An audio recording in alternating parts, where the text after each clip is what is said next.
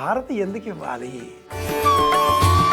హారతి ఇచ్చిన తర్వాత ఆ హారతిని మనకు చూపించి, మనుషులకు ఇచ్చే హారతి నూనెతో ఉండాలి, దైవానికి అర్పించే హారతి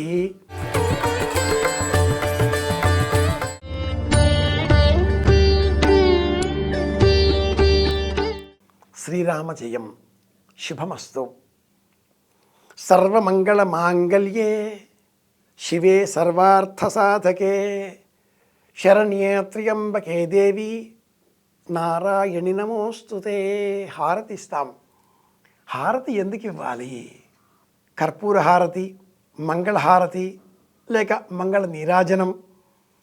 ఈనాటి కాలంలో భగవంతుని భయపెట్టే పూజలు బాగా ముదిరిపోయాయి కాబట్టి ఈ హారతులు అనేకం మార్కెట్లోకి దూసుకొచ్చేసాయి. 7 హారతుల పేరిట నక్షత్రహారతి, నందిహారతి, సింహహారతి, శూలహారతి, ఇలా రకరకాల హారతులు మార్కెట్లో వీరవిహారం చేస్తున్నాయి.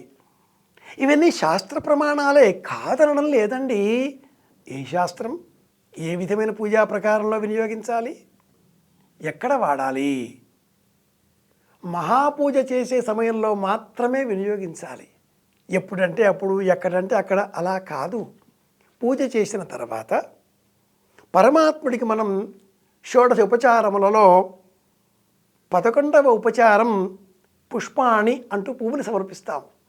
నానా విధ పరిమళ పత్ర పుష్పాణి సమర్పయామి అంటూ అందులో పార్ట్ ఏ, పార్ట్ బి అనుకుందాం కాసేపు సరదాగా. ఆ పార్ట్ ఏలో అథ అంగపూజ, కేశవాయ నమః పాదౌ పూజయామి, నారాయణాయ నమః జంఘే పూజయామి, అనఘాయ నమః జానుని పూజయామి. 21 శరీర భాగములను ప్రత్యేకంగా పూజిస్తాం. ఈ పూజించిన అనంతరం ఆయా శరీర భాగాలన్నీ కూడా ఉద్దీప్యస్వ బ్రహ్మాండంగా తేజోవంతంగా ప్రకాశమానంగా వెలిగిపోతూ ఉంటాయి. ఆ వెలుగులను మనం చూడాలి. ఎందుకు చూడాలి? ఆ అర్చామూర్తిలో ఉండే ప్రాణం మన ప్రాణమే.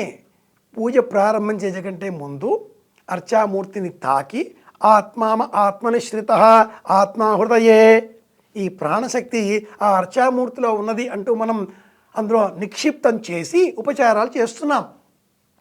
తిరిగి ఆ 21 అవయవాదులతో ఉండే ఆ అర్చామూర్తిని మళ్ళీ మనలోన మనం దర్శించుకోగలగాలి. అందుకే నీరాజనం. పాదములు, భుజములు, ముఖము, శిరస్సు, మళ్ళీ పాదములు, మళ్ళీ హస్తములు, భుజములు, శిరస్సు, ఇలా ఆ హారతి ఇచ్చే క్రమంలో అర్చామూర్తిని చూస్తూ ఆ తేజోవంతమైన రూపాన్ని మన మనస్సులో మనం నిక్షిప్తం చేసుకోవడం కోసమే హారతి. ఇది 15వది. ఈ ఉపచారం తర్వాత మనం చేసేదే 16వ ఉపచారం నమస్కారం. 16 ఉపచారాలలో 15వది అయిన ఈ హారతిని ఉపచారం చేస్తే అర్చామూర్తిలో వెలిగేటటువంటి ఆ శోభ అంతా కూడా మనలో వచ్చి చేరుతుంది. అందుకోసమే అర్చామూర్తికి హారతి ఇచ్చిన తర్వాత ఆ హారతిని మనకు చూపించి, మనం ఏం చేయాలి? చూపించగానే 2 చేతులు జోడించి నమస్కరించాలి. అంతేకాని ఆ పొగ, నుసి, మసి అంతా ఇలా పట్టేసి నెత్తికంతా రాచుకొనకూడదు. అదేదో సినిమాలో, విశ్వనాథ్ గారి సినిమా అనుకుంటాను, ఇల్లాలు భర్త గది అంతా కూడా దేవతా చిత్రపటాలు, హారతులు ఇచ్చేసి ఆ భర్త ముఖం అంతా కూడా నల్లగా హారతిలాగా మారిపోతుంది.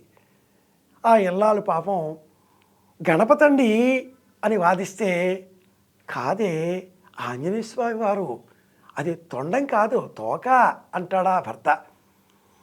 ఇలా మూఢభక్తితో, భగవంతుని భయపెట్టే భక్తితో హారతులు ఇవ్వకూడదు అని చెప్పడమే కళాతపస్సు ఉద్దేశ్యం.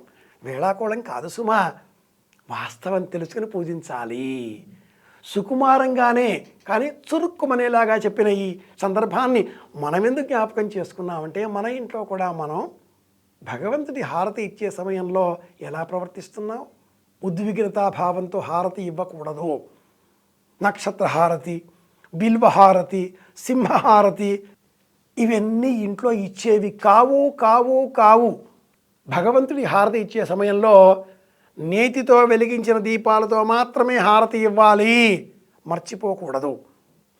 మనకు మనుష్యులకు వివాహంలో మంగళహారతి ఇస్తారు, గృహప్రవేశంలో మంగళహారతి ఇస్తారు, దీపావళి పండుగలో కూడా కొందరి గృహాలలో మంగళహారతులు ఉంటాయి. అలాగే ఇతర పండుగలలో కూడా ప్రదోష సమయం సాయంత్రం వేళ మంగళహారతి ఉంటుంది. చిన్నారి బాలబాలికలకు సంక్రాంతి భోగి పళ్ళు పోసే సమయంలో కూడా మంగళహారతి ఉంటుంది. ఇలాంటి సందర్భాలలో నూనెతో వెలిగించే దీపాలతో మాత్రమే హారతి ఇవ్వాలి. మనుషులకు ఇచ్చే హారతి నూనెతో ఉండాలి, దైవానికి అర్పించే హారతి నేతితో ఉండాలి. తెలుసుకుందాం, పాటిద్దాం, సనాతన ధర్మాన్ని కాపాడుకుందాం. మళ్ళీ కలుసుకుందాం. వెంకటరమణ శాస్త్రి గారి పెద్దబ్బాయి, మీ కాకునూరు సూర్యనారాయణమూర్తి.